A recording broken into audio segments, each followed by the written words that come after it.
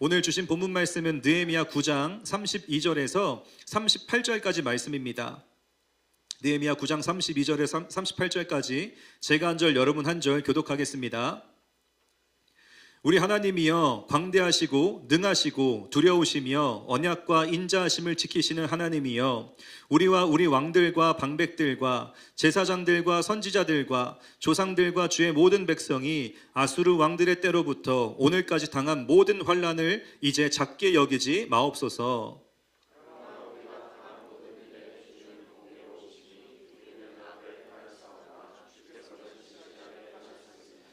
우리 왕들과 방백들과 제사장들과 조상들이 주의 율법을 지키지 아니하며 주의 명령과 주께서 그들에게 경계하신 말씀을 순종하지 아니하고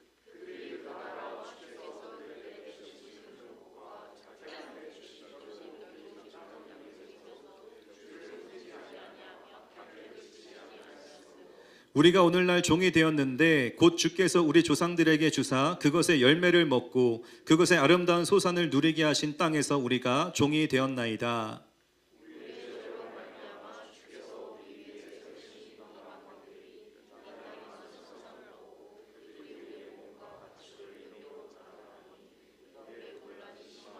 함께 읽겠습니다. 우리가 이 모든 일로 말미암아 이제 견고한 언약을 세워 기록하고 우리의 방백들과 레위 사람들과 제사장들이 다 임봉하나이다 하였느니라. 아멘. 앉으시겠습니다. 여러분, 우리가 살아가는 이 사회 속에는 약속의 힘이라는 것이 존재합니다.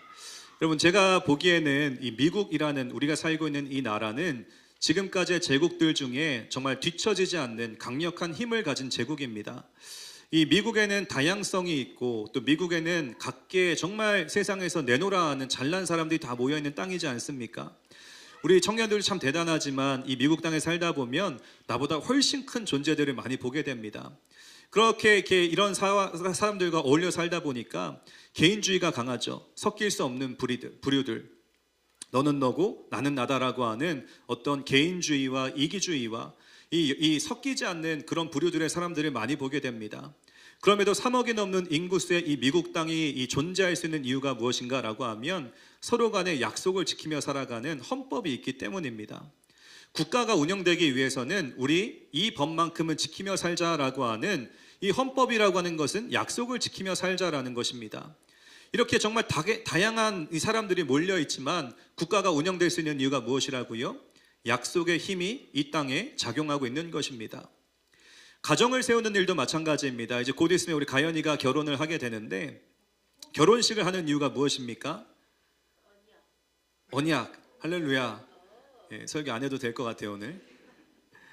결혼식을 하는 이유는 그냥 예쁜 드레스 입고 맛있는 음식 먹고 우리끼리 즐기려고 하는 게 아닙니다.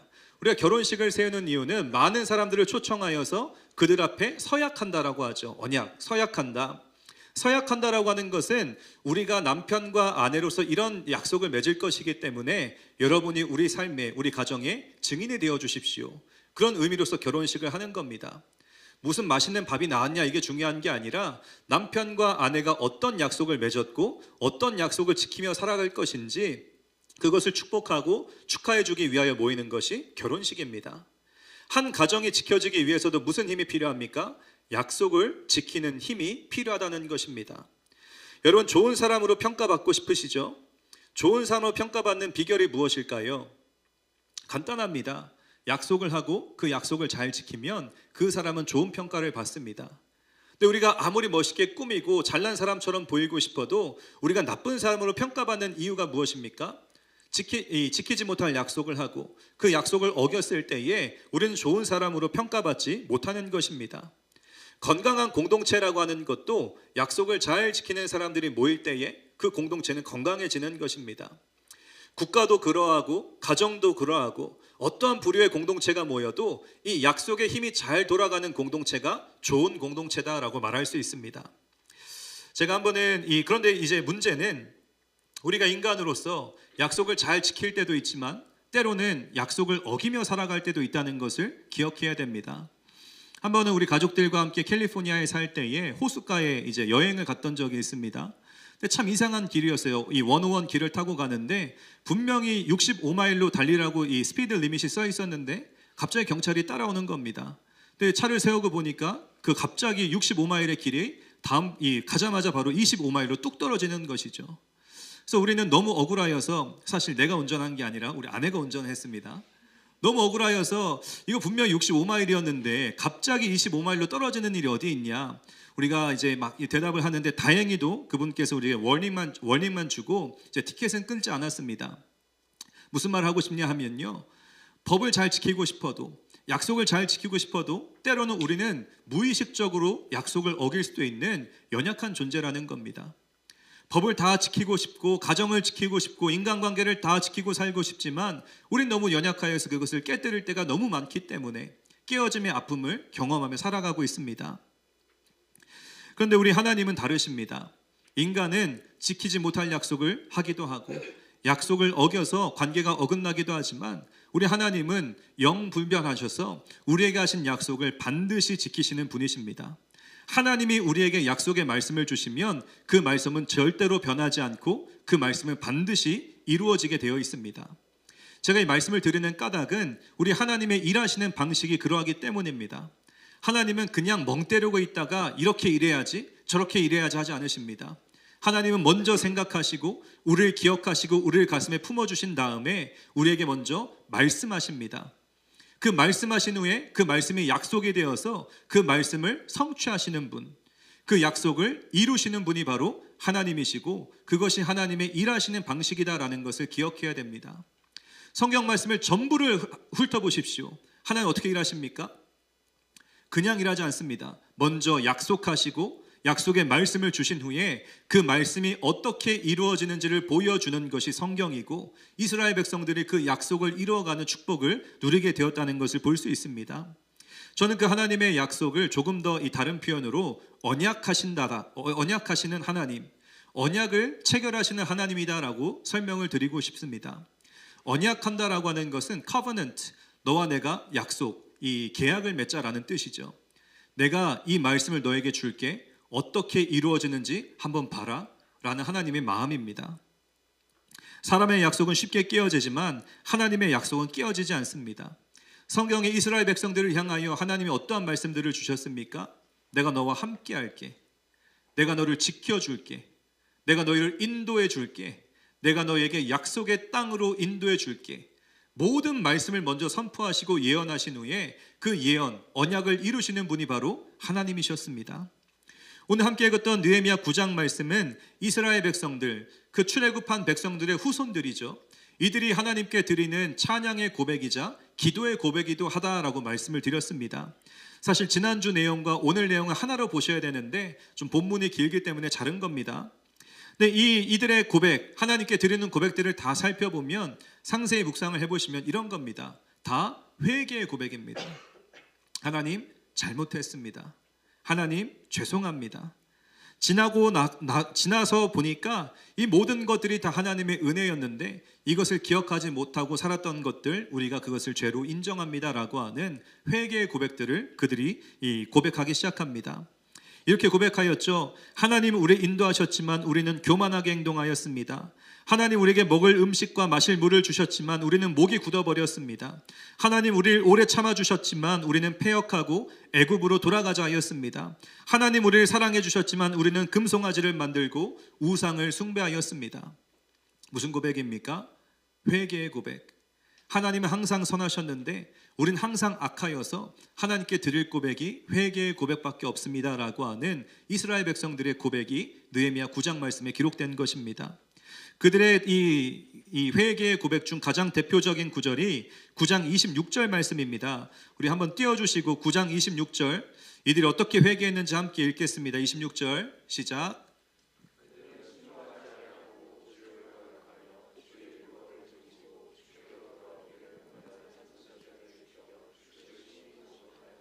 예, 26절에 그들은 자신들의 조상을 의미합니다. 이스라엘 백성들, 하나님께 선택받은 자들, 하나님의 은혜로 출애굽을 받고 가나안 땅까지 입성하였던 우리 조상들.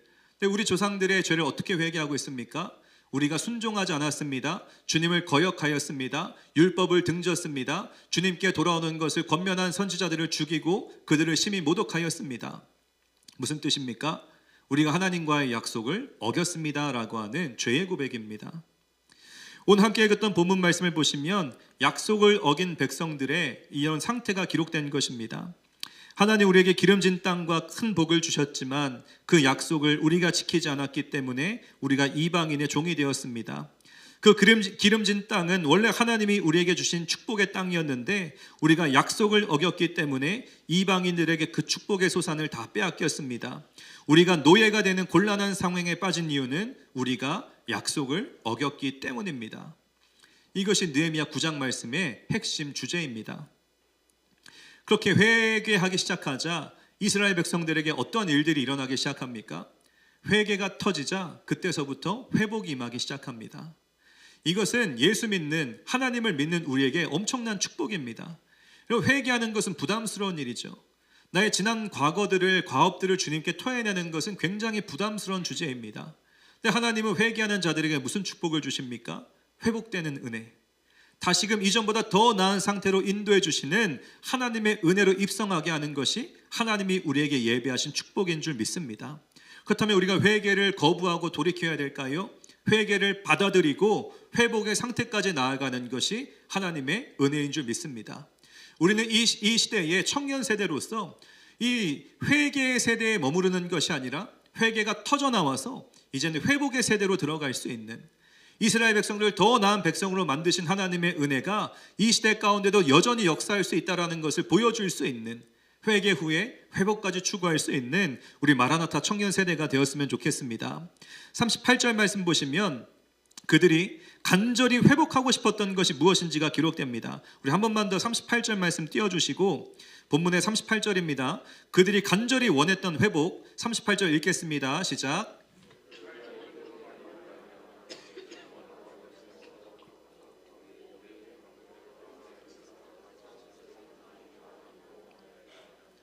무엇을 원합니까? 언약을 원합니다. 언약의 회복, 하나님과의 약속의 회복. 주님 우리 조상들에게 맺으신 그 약속 다시 회복하여 주십시오. 그래서 이들은 두 가지 장치를 합니다. 우리가 견고한 언약을 세우겠습니다. 이전과는 다른 정말 우리가 마음에 다짐을 드리는 이 언약을 세우겠다라고 이야기합니다. 그 후에 마지막 내용을 보시면 어떤 이 두 번째 절차를 갔습니까? 인봉하겠습니다. 우리가 쓸로 붙여서 이것을 완전히 계약 서류로 만들겠습니다라는 뜻입니다. 언약을 너무 회복하고 싶었기 때문에 우리가 견고하게 언약을 세우고 그 언약은 다시금 어겨지지 않도록 우리가 인봉하는 과정을 겪겠습니다라고 고백한 것입니다. 이들이 강력하게 원하였던 회복은 바로 하나님과의 약속이 회복되는 은혜였습니다. 견고한 언약이라는 이 단어 많이 들어보셨죠? 이 카바넌트라고 말할 수 있지만 이 원어 성경 히브리어를 찾아보시면 베리트라는 단어를 사용하고 있습니다. 베리트라고 하는 것은 이겁니다. 짐승을 잡아다 옵니다. 만약 제가 태영이와 이제 약속을 맺었습니다. 야, 너 이번 수련회 위해 목숨 걸어야 된다 라고 약속을 맺었어요. 그 약속을 지키기 위해 어떤 이 베리트를 합니까? 짐승을 가져옵니다. 태영이와 저 사이에 양 한 마리를 갖다 놓고 양을 정확하게 절반으로 쪼갭니다. 양이 이제 시체가 돼서 양쪽으로 갈라져 눕게 되겠죠. 그럼 제가 그 양 사이를 걸어가는 것을 베리트라고 이야기합니다. 무슨 뜻일까요? 짐승을 완전히 반으로 갈라서 그 사이를 지나간다라고 하는 것은 생명 걸라는 겁니다. 생명 걸어서 지키는 것이 베리트 언약이다. 이들이 하나님께 베리트 언약을 맺겠다라고 하는 것은 하나님 단순히 말로만 하는 언약이 아니라 우리가 생명 걸고 그 언약 지키겠습니다라는 고백으로 베리트를 행한 것입니다. 종합해 보면 이들은 이 약속을 지키지 않았기 때문에 하나님께 멀어졌다는 것을 기억하여서 하나님 우리는 언약, 견고한 언약을 가장 중요하게 여기는 세대가 되어서 다시금 하나님의 말씀이 우리를 떠나지 않도록 우리가 이것만큼은 생명 걸고 지키겠습니다라는 다짐으로 그 양을 잡아다가 베리트 이 이벤트를 지킨 것입니다. 여러분 인생 살아가면서 이거 약속만큼은 내가 절대 깨뜨리지 말아야지 하는 약속들이 있지 않습니까? 저와 제 아내는 이제 16년 살면서 싸우지 말자라고 약속을 했습니다. 그래서 우리는 싸우지 않아요. 근데 우리는 대화를 합니다. 네, 싸우는 게 낫습니다. 대화하면요, 안 끝나. 대화가 안 끝나. 근데 우리는 어쨌든 약속은 지켜요. 싸우지 않기로 약속했기 때문에 무슨 어려운 일이 찾아오고 서로 말도 안 나오네. 감정이 상하면 대화하자. 그래서 우리 16년 동안 정말 많은 어려움들, 위기들이 있었지만 그래도 우리가 지금까지 행복하게 사랑하며 살 수 있는 것은 약속을 지키기 때문에. 여러분 인생 가운데에도 지키고자 하는 정말 이것만큼은 깨뜨릴 수 없는 약속들이 있을 것입니다. 우리가 그것을 중요하게 여기는 것처럼 우리가 하나님과의 약속, 하나님 나에게 주신 이 언약은 무엇인지, 내가 그것만큼은 정말 생명을 걸고 베리트처럼 지켜서 주님 이 약속 절대 깨지지 않도록 은혜를 베풀어 주십시오. 간구할 수 있는 저희 청년 세대 되기를 축복합니다. 이들은 견고하게 세울 뿐만 아니라 베리트뿐만 아니라 임봉하였습니다. 임봉하였다라는 것은 지금 시대도 똑같죠. 계약서를 가져와라, 지장 찍으라는 겁니다. 그리고는 서류를 임봉하여서 이거 뜯어지지 않게 해라라는 의미입니다. 완벽한 계약의 상태. 계약이 깨지면 우리 관계도 깨진다라고 하는 의미를 담고 있는 것이 임봉하다라는 뜻입니다. 그렇다면 이제 이들이 하나님과의 약속, 이들이 하나님과 절대로 깨뜨리고 싶지 않은 약속, 언약이 있었죠. 그렇다면 어떤 언약을 이야기하는 것일까요? 이스라엘 백성을 향한 하나님의 언약, 이것만큼은 반드시 회복하여서 우리가 이거 지키며 살겠습니다라고 하는 하나님의 약속, 그 근거의 구절이 무엇이겠습니까? 전 이 말씀을 묵상하면서 가장 이 근원으로 올라가면 창세기 12장에 기록된 아브라함을 향한 하나님의 언약의 말씀이다라는 사실을 발견할 수 있습니다. 왜냐하면 지금 이들이 조상들의 이야기를 할 때에 거쳐 올라가서 아브라함까지 가기 때문입니다. 이것은 좀 길지만 너무나 중요한 약속의 말씀이기 때문에 우리가 함께 읽었으면 좋겠습니다. 창세기 12장 1절부터 3절까지 말씀, 하나님이 아브라함에게 이스라엘 백성들에게 약속하신 것이 무엇인지 1절에서 3절까지 우리 함께 한 목소리로 읽겠습니다. 시작.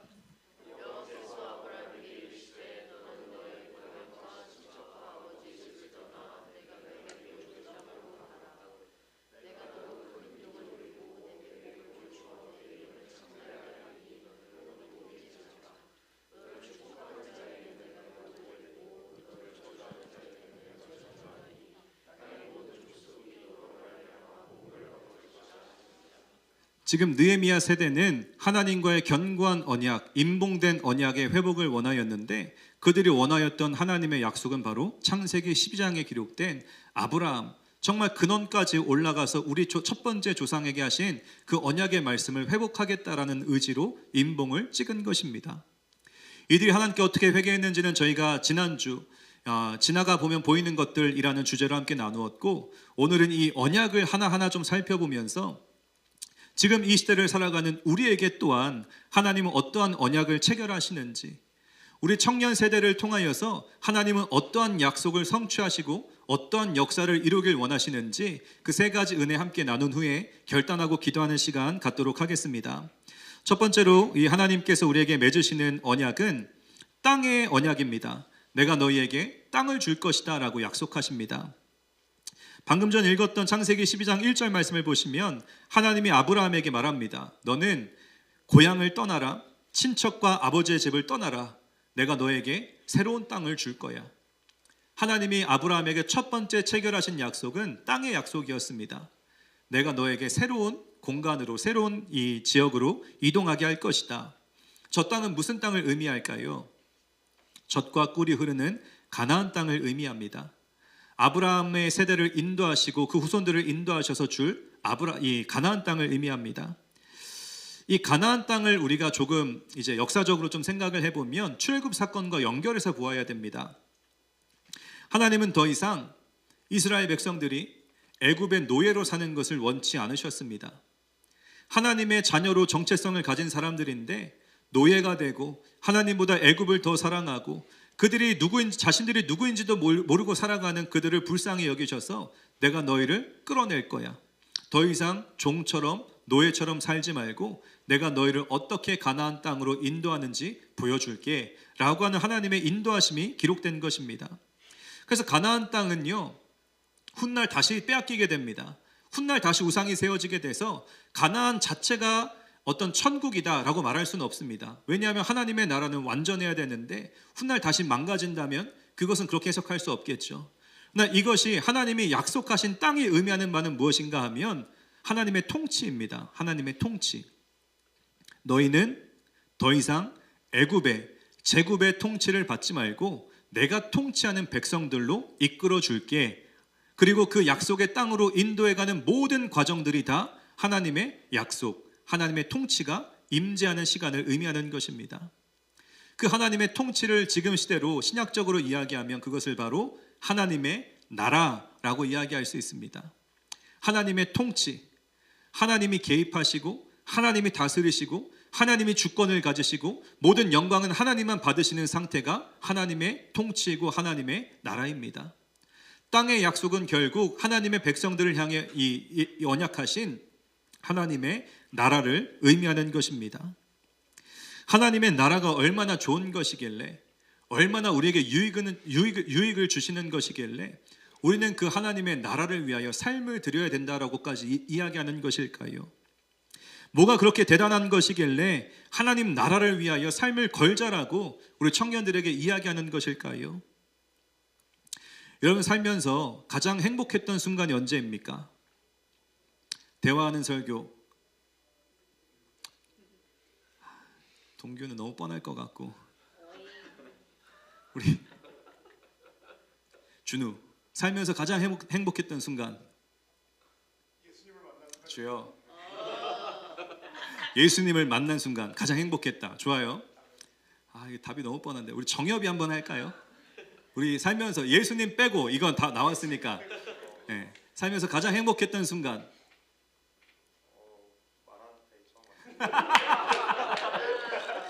마라나타에 처음 왔던 순간. 할렐루야. 네, 여러분 사회생활을 잘하시는 분들입니다. 그렇죠. 우리는 사랑하는 사람을 만나고 사랑하는 공동체를 만나고 내가 원하는 것들을 이루어갈 때에 행복하다라고 이야기합니다. 제 인생에도 아내를 만났을 때, 또 아내와 함께 살면서 아이들, 첫째 아인이, 둘째 예인이, 셋째 다인이를 낳았던 순간들, 또 시애틀 땅에 아무것도 모르고 왔지만 우리 마라나타에 이렇게 좋은 청년들이 있다는 것을 만났을 때, 장 목사님과 전혀 12년 동안 떨어져 살다가 다시금 시애틀에서 만나서 한 교회를 섬길 수 있게 된 이 은혜들, 이런 것들을 볼 때에 참 행복하다라고 생각을 합니다. 제 인생에 너무 기뻤던 순간들이 많은데 정말 제가 짜릿할 정도로, 정말 몸이 부들부들 떨릴 정도로 가장 기뻤던 순간은 하나님을 예배할 때에 임재를 경험했던 순간입니다. 정말 그냥 평생을 예배하며 살아왔다고 생각했지만 예배 가운데 살아계신 하나님이 임재하시고 내 삶을 통치하시고 지배하시는 순간을 느꼈을 때에 그 예배의 순간은 그 어떤 것도 비교할 수 없는 영광의 순간이었고 세상에서 맛볼 수 없는 은혜의 시간들이었습니다. 하나님을 예배할 때, 하나님의 임재를 경험하였을 때. 왜냐하면 주님이 그 예배 가운데 임재할 때 주님만 보입니다. 걱정이 사라집니다. 내 안에 있던 불안감이 사라집니다. 세상이 나에게 이 족쇄처럼 묶어놨던 이 신분들 문제가 되지 않습니다. 세상에 가져왔던 스트레스를 다 날아갑니다. 왜요? 하나님이 임재하시면 그 모든 것들은 아무것도 아닌 것이 되기 때문입니다. 저는 여러분이 살면서 이 청년의 때에 하나님의 임재를 반드시 경험해야 된다라고 축복하고 기도할 것입니다. 이번 수련회가 그런 시간이 되었으면 좋겠습니다. 살아계신 하나님이 우리 예배 가운데 임재하여 주셔서 나의 모든 걱정과 두려움과 근심을 다 걷어가시고 주님만 보이고 주님을 사랑하는 그 상태에 들어가 찬양의 가사들이 내 삶의 실제가 되고 주의 영광을 체험하며 주님 나 이 예배 평생 하고 싶습니다 라고 드릴 수 있는 그 은혜들을 맛볼 수 있는 시간이 이번 수련회가 되었으면 좋겠습니다. 하나님의 나라가 우리에게 주는 유익이 무엇입니까? 하나님을 예배하는 임재가 날마다 함께하는 축복입니다. 우리가 이 세상에 이미 하나님 나라가 임했지만 완성되어야 된다라는 말을 하지 않습니까? 하나님의 나라는 우리의 삶 가운데에 임하였습니다. 무슨 뜻일까요? 우리 삶 속에 하나님이 통치가 임하였습니다. 그리고 하나님을 예배하는 삶이 열렸습니다. 하나님의 나라는 이미 우리 삶 가운데에 이루어지고 있습니다. 날마다 주님을 기뻐하고 순종하고 예배하고 세상보다 하나님께 더 우리의 고개를 들어서 주님을 바라보는 상태, 말씀이 들리기 시작하고 기도가 능력이 되기 시작하고 내가 믿은 이 복음의 은혜를 영혼들에게 나누기 시작하여서 내가 누린 이 하나님의 축복을 너도 누렸으면 좋겠다. 내가 경험하는 하나님의 나라와 통치를 너도 경험하였으면 좋겠다라고 나눠줄 수 있는 상태. 그것이 바로 하나님의 나라가 우리에게 주는 유익이요 축복인 줄 믿습니다. 그래서 우리는 반드시 이 청년의 때에 그 하나님의 나라를 이 축복으로 받고 그 땅의 축복을 누리는 자들이 되어야 합니다. 만약 여러분이 예수 믿는다고 100평짜리 땅을 주면 얼마나 기분이 좋을까요? 거기서 하고 싶은 거 다 하셔도 됩니다. 투자를 하든 뭘 하든 마음대로 하십시오. 너무나 기쁜 일이지 않겠습니까? 근데 그보다 훨씬 더 고차원적인, 훨씬 더 의미가 있고 가치가 있는 하나님의 나라를 누구에게 주신다고요? 약속을 맺은 자들, 하나님과 언약을 맺은 백성들에게 하나님이 약속의 땅을 주시겠다라고 이야기하십니다. 오늘 이 예배를 통하여 우리가 얻어갈 수 있는 것은 바로 그 하나님의 나라입니다. 주님, 이 예배를 통하여 이스라엘 백성들에게 체결하신 이 땅의 약속을 나에게 허락하여 주십시오. 내가 이 청년의 때에 그 하나님의 나라, 하나님의 통치, 그 임재가 가득한 예배를 원합니다. 그리하여 이 예배를 통하여 나의 삶이 변화되게 하시고 나의 삶을 통하여 정말 그 주님의 나라가 임하는 역사를 보게 하여 주십시오. 언제 우리 삶 가운데 하나님의 나라가 임하게 될까요? 본토, 친척, 아버지 집을 떠날 때. 우리가 살다 보면 우리를 안전하게 만들어주는 안전지대, 이 컴포트 존이라는 게 있지 않습니까? 언제 하나님의 나라가 내 삶 가운데 펼쳐지기 시작합니까? 아브라함의 삶을 볼 때에는 이 컴포트 존을 넘어가기 시작했을 때, 내 아비, 친척, 본토, 이 고향을 떠나서 주님께 순종의 발걸음을 들이기 시작하였을 때 하나님의 나라가 그에게 유업이 되기 시작하였습니다. 여러분, 세상에서요, 우리를 안전지대 만드는 것 참 중요하죠. 그것이 자산이든, 그것이 내 어떤 명예이든, 그것이 내 인간 관계이든 이것을 형성하며 살아가는 것 중요합니다. 그러나 그것만 가지고는 그것이 여러분의 인생을 책임져 줄 수 없습니다. 누가 우리의 인생을 책임져 줄 수 있겠습니까? 우리에게 땅의 축복, 땅의 약속을 허락하신 하나님이 우리 인생에 개입하실 때에 그것이 가장 안전할 수 있다는 사실을 기억하여서 컴포트존을 벗어나서 세상의 것들로 나를 안전하게 만드는 것이 아니라 하나님과 동행하는 삶을 살아서 하나님이 내 인생을 책임져 주시는, 통치하시는 은혜를 누릴 수 있는 저와 여러분 되시길 주님의 이름으로 간절히 축원드립니다. 두 번째로 하나님이 아브라함에게, 이스라엘에게, 이 시대에 우리들에게 주신 약속은 너희에게 민족을 주겠다라고 약속을 하십니다. 너희에게 사람들을 붙여줄게 라는 축복입니다. 창세기 12장 2절 말씀 보시면 하나님이 아브라함에게 약속합니다. 내가 너로 큰 민족을 이루게 할 것이다. 내 이름을 창대하게 할 것이다. 그래서 아브람이라는 이름의 뜻은 이 큰 아버지라는 뜻이죠. 근데 아브라함이 된 것은 열방의 아버지, 민족의 아버지가 되게 할 것이다. 너는 더 이상 개인 한 사람의 인생을 사는 것이 아니라 너를 통하여 많은 자들이 복을 받게 할 것이다. 너를 통해 수많은 영혼들이 나에게 나오게 할 것이다 라고 하는 민족의 축복, 사람들을 붙여주는 축복을 그에게 허락하셨습니다. 나만 예수 믿고 나만 구원받고 나의 선에서 끝나는 것이 아니라 내가 받은 이 예수의 축복, 구원의 축복을 내 형제들에게, 믿지 않는 우리 부모 자녀들에게, 나의 후손들에게, 내 주변에 있는 친구들에게 흘려보내는 것이 하나님이 우리에게 허락하신 은혜라는 것입니다. 그래서 우리 교회가 선포하죠. 미주와 열방을 섬기는 교회가 되겠다. 왜 그래야 될까요?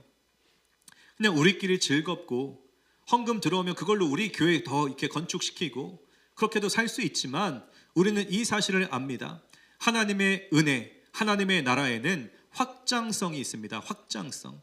나에게만 머물러 있는 것이 아니라 확장되어지고 확장되어지는 하나님의 은혜가 흘러가게 하는 통로가 필요하다는 것이죠. 하나님은 참 재미있게 일하시는 분이십니다. 하나님이 아브라함에게 너를 통하여 큰 민족을 이루게 해줄게 라고 약속을 하셨습니다. 근데 아브라함과 사라 사이에는 어떤 문제가 있었습니까? 아이를 갖지 못하는 문제가 있었습니다. 하나님은 분명 너를 통하여 큰 민족을, 후손들을 줄게 라고 약속하셨는데 그에게는 어떤 문제가 있었다고요? 인간의 힘으로는 풀 수 없는 불가능의 문제가 있었습니다.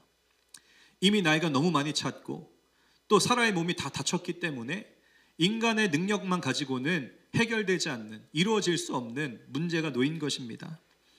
하나님 이상하시죠? 우리의 상황은 불가능인데 자꾸 하나님은 그 불가능한 자에게 내가 너를 통하여 약속을 이룰 거야, 내가 너를 통하여 일할 거야 라고 말씀하십니다. 하나님이 꿈을 주시고 비전을 주실 때에는요, 우리 상황을 둘러보십시오.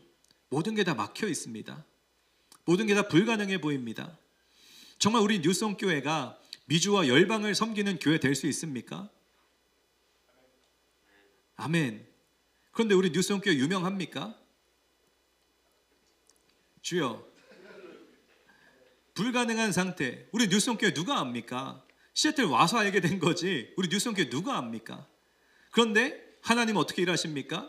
비전을 주시고 약속의 말씀을 주시고 상황은 불가능하지만 그 불가능한 상태를 뛰어넘어 역사하시는 것이 하나님의 방식입니다. 저는 여러 가지 인생의 어려움 중에 미국 땅에서 신분의 문제가 얼마나 어렵던지요, 여전히 해결되지 않은 이 문제. 근데 하나님은 자꾸 저에게 열방에 대한 마음을 주십니다. 하나님은 이 선교에 대한 마음을 주십니다. 지금 내 형편으로는 나갈 수 없는데 왜 하나님은 자꾸 저 열방의 민족들을 바라보게 하시고 품게 하시고 기도하게 하실까? 저는 믿습니다. 우리 하나님은 내 상황은 불가능하지만 하나님의 방법대로 이루어가시는 분이라는 것을 믿기 때문에, 주님, 내가 비록 이 어려운 가운데 있어도 하나님이 이루실 일들이 있음을 나는 확신합니다 라고 고백을 드릴 때에 하나님은 그 일들을 이루어 가실 줄 믿습니다. 하나님은 아브라함과 사라 사이에 아이를 낳지 못하는 문제가 있다는 것을 누구보다 잘 아셨습니다. 그럼에도 그에게 너를 통하여 큰 민족을 이루게 할 것이다 라는 약속까지 주셨습니다. 그가 하나님을 신뢰하였을 때에 어떤 일들이 일어납니까? 불가능이 가능으로 변합니다. 불가능한 이삭이 태어나고 그 이삭의 후손들을 통하여 예수가 태어나고 그 예수를 통하여 열방의 주님께 돌아올 수 있는 구원의 이 대로가 열리게 되었습니다. 이것이 우리 하나님이 역사하시는 방법인 줄 믿습니다. 아브라함은요, 불가능한 문제 앞에 그냥 좌절한 것이 아니라 살아계신 하나님, 지금도 역사하신 하나님을 신뢰하여서 그가 100세가 되어도 그냥 신뢰하고 걸었을 때에 하나님의 언약의 성취가 이루어진다는 것을 삶으로 증명해 낸 사람이었습니다. 저는 우리 청년들이 그런 청년들 되시면 좋겠습니다. 우리 마라나타, 여러분을 통하여 미주와 열방이 돌아오는 것, 이 시애틀에 있는 캠퍼스와 청년 세대가 복음화되는 것 정말 가능합니까? 우리 친구 없잖아요. 우리 친구 없고 너무 힘든 이 형편 가운데 있지 않습니까? 우리의 상황, 우리의 어떤 현실로만 놓고 보면 우리를 통하여 미주와 열방이, 청년 세대가 부흥하는 것 불가능합니다. 근데 우리가 믿는 하나님, 우리 작은 공동체를 통하여 우리 마라나타에 정말 아브라함과 같이 끝까지 믿음으로 주님의 일들을 신뢰하고 그 언약이 이루어질 것이다 라는 확신을 갖고 걸어갈 때에 하나님은 우리를 통하여 반드시 역사하여 주실 줄 믿습니다. 그때 우리가 드릴 수 있는 것 한 가지는 작은 믿음입니다. 작은 믿음. 주님, 잘 모르겠어요. 정말 나의 삶을 통하여 그런 일들이 일어날지 잘 모르겠어요. 나 한 가지 분명한 건 나 하나님 신뢰합니다. 나 하나님 선택합니다. 자꾸 믿음 없음, 좌절함을 선택하지 않게 하시고 다시금 믿음으로 주를 바라보게 하시고 한 걸음 더 내딛겠으니 주님 인도하여 주십시오. 그 작은 믿음으로 살아갈 때에 하나님은 그들을 통하여 우리를 통하여 다시 한번 소망의 일들을 이루실 줄 믿습니다. 하나님은 여러분이 믿음의 사람이 되길 원하시고 여러분에게 영혼들을 붙이길 원하십니다. 지금은 우리가 친구도 없고 지금은 우리가 너무 외롭고 지치고 힘든 상태이지만 하나님은 여러분 통하여 이 시애틀 땅에 잃어버린 영혼들 돌아오게 하시고 생각지도 못했던 사람들을 만나게 하시고 그들에게 정말 복음의 통로가 되게 하시는 축복을 허락하여 주실 줄 믿습니다.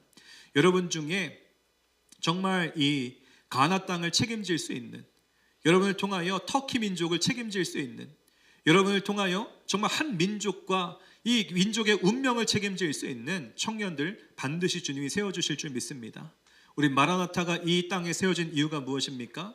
지금은 비록 우리가 정말 아무것도 모르고 살아가는 존재이지만 이 시애틀 청년 세대의 부흥을 위하여 하나님이 이 자리에 모여서 기도하게 하셨고 말씀을 선포하게 하셨고 함께 예배하게 하셨으니 우리를 통하여 반드시 이 불가능의 역사들, 청년 세대의 부흥을 허락하여 주실 줄 믿습니다. 마지막 세 번째로 하나님 이 아브라함에게 주신 축복은 이 언약은 너를 축복하겠다. 축복의 약속입니다. 축복의 언약입니다. 창세기 12장 3절 말씀 굉장히 좋은 내용입니다. 너를 축복하는 자에게 내가 복을 주겠고 너를 저주하는 자에게 내가 저주하리니 땅의 모든 족속이 너로 말미암아 복을 얻을 것이다 하였습니다.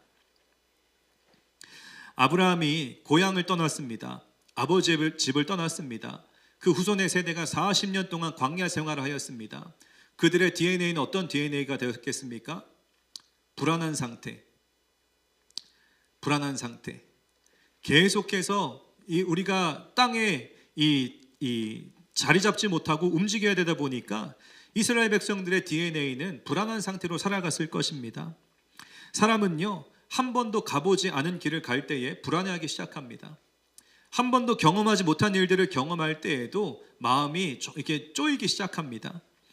그래서 하나님은 아브라함에게 약속하신 겁니다. 불안해도 너 갈 수 있어.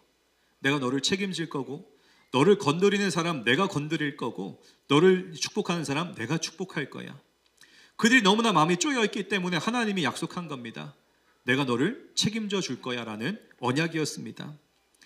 너에게 못되게 하는 사람 내가 혼내줄 테니까 너 그냥 나만 신뢰하고 걸어가면 돼 라고 하는 축복을 이들에게 허락해 주셨습니다. 청년들과 교제하고 대화하다 보면 결핍을 가진 청년들이 많다는 것을 느끼게 됩니다. 사랑에 대한 결핍, 깨져선 안 될 것이 깨어져서 그로부터 오는 상처들을 받은 청년들이 많이 있습니다. 본인은 모르지만 분노와 아픔과 말투 가운데에 그 모든 이 트라우마가 묻어져 있는 청년들을 많이 보게 됩니다. 제가 여러분께 권면하고 싶은 것은요, 이것은 다 사람의 연약함 때문에, 깨어진 약속 때문에 우리가 받은 상처들이지만 우리가 믿는 하나님, 오늘도 함께 예배한 우리 하나님의 약속은 절대로 깨어지지 않습니다. 하나님은 절대로 우리에게 상처 주지 않으시고 하나님 우리를 절대로 버려두지 않는 분이십니다. 세상에서 온갖 상처받고 돌아오면 그것을 치유하시고 회복하는 분이 하나님이시지, 하나님은 절대로 우리를 실망시키지 않는 하나님이십니다. 하나님은요, 여러분 인생을 책임져 주고 싶어 하십니다. 하나님은 너 건드리는 사람 내가 건드릴 거고, 너 축복하는 사람 내가 축복할 거라고 하는 이 축복의 언약을 주신 분이십니다. 그러면 우리가 이제 한 가지 마지막 생각할 것이 있습니다. 하나님 나에게 어떤 축복들을 주셨지? 오늘 우리 목장 모임을 가지실 때에 하나님 나에게 어떠한 복을 주셨는지 많이 생각해 보시고 나누시면 좋겠습니다. 어떠한 것이 여러분 인생의 복입니까? 내가 원하는 학교에 들어가고 원하는 직장에 들어가고 안전지대를 만들어서 돈을 많이 버는 것, 중요한 일이죠. 전 필요 없다라고 말하지 않습니다. 중요한 것들입니다.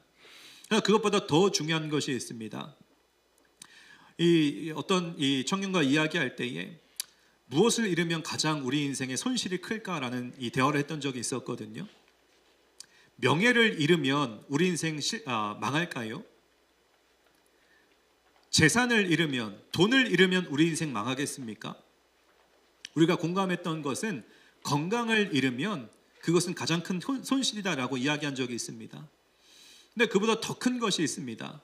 명예도 중요하고 재산, 돈도 중요하고 건강도 중요하지만 하나님이 우리 인생에 허락하신 가장 큰 축복은 예수님 자체입니다. 예수님이 우리 인생의 가장 큰 축복이고 예수님보다 더 귀한 분은 없다라고 고백하는 것이 우리 마라나타 교회 청년들이 되어야 할 줄 믿습니다. 건강도 중요해요. 자산도 중요합니다. 관계 다 중요합니다. 명예 중요합니다. 그러나 이 모든 것들은 예수님과 비교할 바가 되지 않는 것들입니다. 명예 없어도요, 예수 믿으면 성공입니다. 돈이 없어도요, 예수 믿으면 성공입니다. 건강을 잃어도요, 예수 믿으면 성공입니다. 왜요? 예수님께서 우리에게 영원한 생명을 주셨기 때문입니다. 이 믿음이 세상을 이기게 하는 믿음이 될 줄 믿습니다. 세상 살아가는 청년들, 이것들, 돈과 명예와 건강한 삶을 살기 위해 온갖 노력하지만 그들에게 우리가 말해줄 바가 있습니다. 다 좋은 것들 맞아. 그러나 그것들이 너 인생 책임져 주는 것이 아니라 예수님이 우리 인생의 가장 큰 축복이야. 그래서 우리 교회는 무엇이 복인지를 알고 그 복을 나눠줄 수 있는 그런 교회 공동체가 되었으면 좋겠습니다. 내 인생에 가장 큰 은혜, 가장 큰 축복이 있다면 예수님 내 인생에 찾아와 주셨고 개입해 주셨고 모든 것이 되어 주셨고 지금까지 나의 삶을 인도해 주셨다라고 하는 것, 그것 하나만으로도 오늘 우리 가운데 있던 모든 걱정과 근심이 사라지고 주님께 감사와 찬송과 영광의 고백을 드릴 수 있는 저와 여러분 되시길 주님의 이름으로 간절히 축원드립니다. 이 말씀 기억하며 우리 함께 찬양하고 기도하는 시간 갖도록 하겠습니다.